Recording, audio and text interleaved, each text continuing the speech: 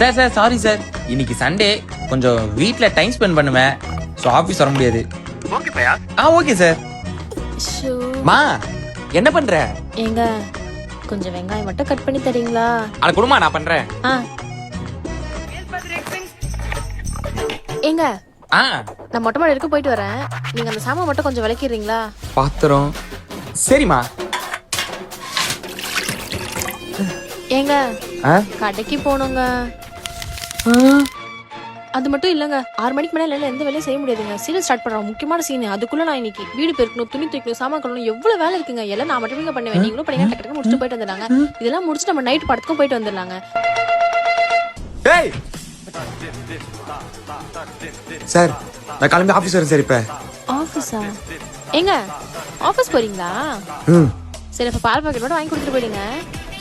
அடிங்க உன்ன கொப்பம் அவளே இறி உன்ன.